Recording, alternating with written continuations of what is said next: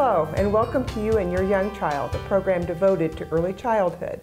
I'm Sheila Biggs. I'm a former Dickinson County Commissioner and registered nurse who's been very interested in the health and well-being of families in Dickinson County for a long time. And I have with me today Renee Reedy. Hi, Renee. Hi, how are you? Renee, tell us where you're working now. I understand you have a new job. I do. Since July, I have worked with the Dickinson County Health Department, and I do a variety of things there, including being the WIC breastfeeding peer counselor. I am doing Healthy Start home visit, which includes being the child passenger safety technician, a certified breastfeeding educator, and also the child care licensing surveyor. Okay, child care licensing. Okay, that's what we're going to talk about today, is child care for these young children. What can you tell me about what child care is available in Dickinson County? Well, there's several options besides licensing, or a few options, I should say. Okay. You could hire a nanny. You could also have relative care. And if people have questions about how close of relative that could be, KDHE, which is the Kansas Department of Health and Environment, okay. They're the ones that provide, we're the local contractor for them. Okay. And so you could, again, hire a nanny. And the relative care, I could give information as to how close a relative counts for that, okay, without having to be licensed. And then there are child care centers and group and licensed daycare homes here in the county. Okay. We have about 54 of those types of facilities, including a few licensed preschools. And that accounts for more than 600 children that are in care right now. And there's also 4 preschools who do not have to be licensed because they're operated through school districts. So there'd be more children yet involved in early childhood. Okay, very good. And about how soon should a pregnant woman be looking for child care? Well, I think that's a great question. Generally, we would say by the time they're 6 months gestation, they should probably be contacting, doing some interviewing. There was a point in time where there was huge wait lists, especially for infant care, and some providers do not take infants. Right now, what I'm finding in our area is that there is some availability, which is good news. Okay, very good. So when parents are looking for child care, what should they be looking for? Well, they should be looking for, whether it's a licensed facility or not, they should be looking for a caring, warm, nurturing environment for their child, a responsible adult who the parent and child trusts, and who has some early childhood developmental training and experience, a small adult to child ratio, and also someone who's willing to provide open and constant communication to the parent about how things are going with their child. Okay, so it sounds like the person who is providing care is a key to a good experience, and so why would that be?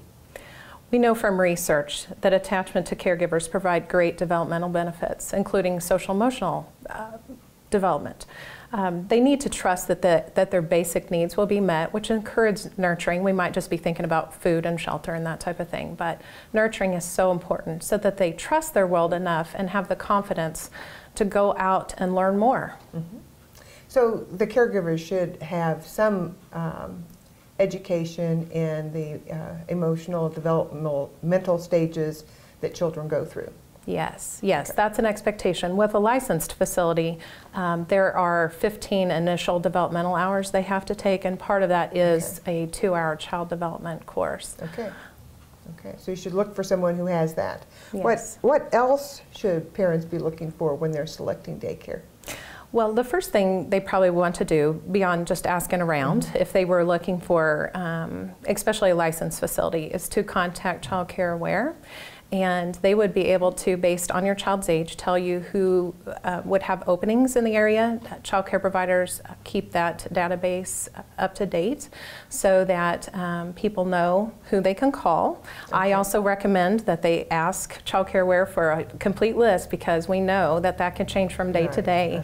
But certainly starting there, and then go set up interviews. I would encourage them to take the child with them if they can, even if it's visits after hours so they can see the facility, Okay. find out what the philosophy is of the child care provider. Okay. Are they looking at more of a play-based approach where there isn't a lot of structure to the day, Okay. or if they're looking a little bit more academic, because we do know routines are important, whether it's play-based or not. Yeah.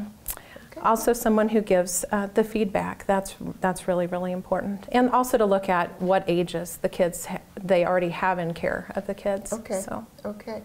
Are there any red flags that people who are looking for child care might observe? Well, as far as with their own child, would be how they react to the child care provider, and knowing just that some things that seem negative in behavior would be pretty typical. So if they have concerns, like that might be crying or whining or being kind of clingy, they should talk to their doctor or an early childhood professional to see what's appropriate for the child's age. But I do also want parents to realize they need to follow their child's cues. Those behaviors should go away after a while, and if they don't, that's certainly a big red flag. And I would encourage providers or parents to go unexpectedly to the center or the facility and just kind of see for themselves kind of what's going on. Right, So. yeah, because it is kind of normal during certain developmental times that a child has to cry when they detach from the mother. That doesn't necessarily mean there's something wrong with the daycare provider. Absolutely, absolutely. But it could if that didn't resolve at some point in time, or if the parent goes back and looks and sees that the child's just fine. Sure. Then that is a reassurance to the parent. Yeah. Sure, and that does happen a lot. Okay, and is there any assistance available in Dickinson County for paying for child care for some parents who may need help? The two programs that I'm aware of is the Department of Children and Families, which is former SRS. They do provide some assistance if you qualify by income. And then we also have Heartland Programs, which provides our Early Head Start program here in the county. And they can apply for that. That's also generally income-based. Okay, very good. Any parting words?